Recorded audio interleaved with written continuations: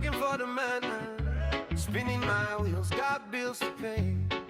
I'm going nowhere faster, I can't catch a break, I'm burnt out. Hello 55 and out community. This is part 1 on how my wife and I went about picking a financial advisor and financial strategist. But first, an update on Dennis.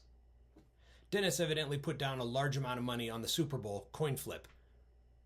It came up heads. Dennis had bet tails.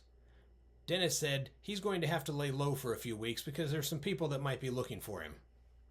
I don't know. Dennis does what Dennis does.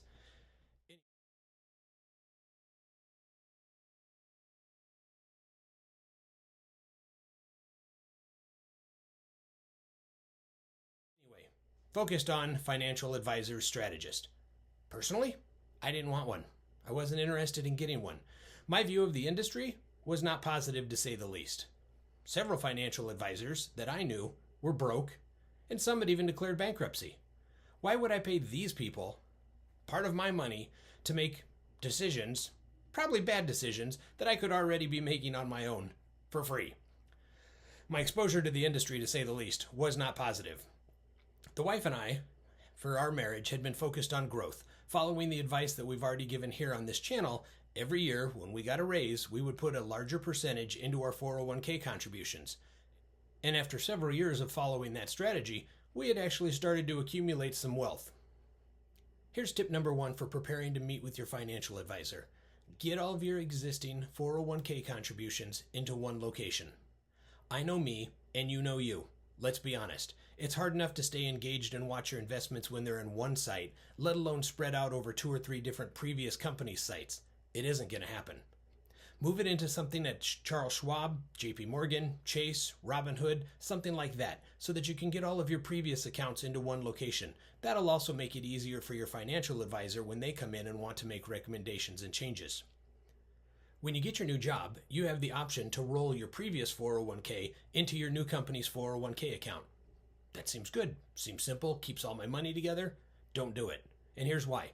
Number 1, that money is outside of an employer. Once you move it into your new employer's account, you can't do anything with it until you leave the job or you retire. If you move it into the Charles Schwab account, you have access to do a lot more things. The second reason that you don't want to move it into your new employer is your new employer's 401k account probably has 15, 20, maybe 25 mutual funds to choose from. If you move it into one of those accounts like at Charles Schwab, you can choose anything in the market, which gives you an entirely different amount of flexibility and freedom to make the changes that you see best for your future. My wife is a very successful small business owner, and she has a lot of clients that are also very successful. One of those clients was a financial strategist and approached her and asked if we would like to meet. I told my wife, no. She said, but she's been a great client for years. Fine. We'll meet with them, but if they try to sell me anything and they're just pushing stuff on me, I said, I'm walking away so fast and I'm never coming back. However, in the back of my mind, considering this was the first time we had ever accumulated wealth, I did have some questions about the rich. How do they invest? What can we do with the trust? How do we create multi-generational wealth? And I was really curious to see how they would do with my questions. The meeting went something like this. They asked us, so what have you been doing? What are your goals? Do you have any questions for us?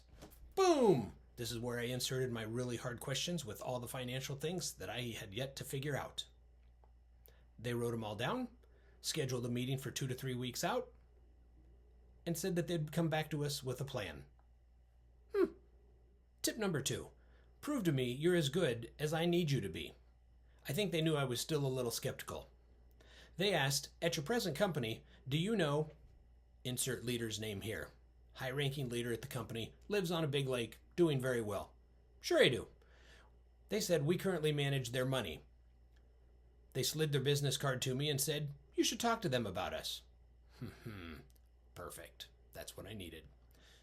A few days later, I had a meeting with that leader. I slid the business card over to him. They picked it up, looked at it, and said, are you going with this company? And I said, we're thinking about it. They said, Scott, they have made me so much money. This is a solid choice. Awesome. That's all I needed to hear. Tune in next week for part 2, where we'll talk about their plan, our decisions, and how it's worked out. In the meantime, don't forget to check out the outro, and thanks for tuning in. See you next week.